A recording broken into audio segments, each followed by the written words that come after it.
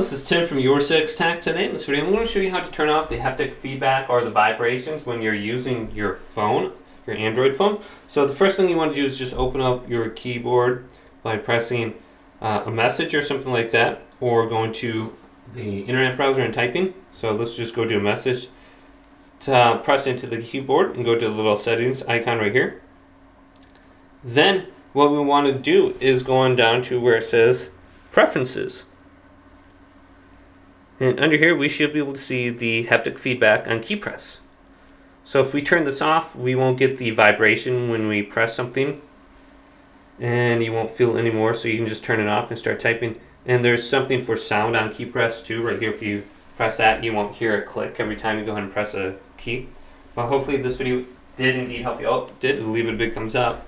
Subscribe to my channel down below for more tech videos coming up next on YourSixTech.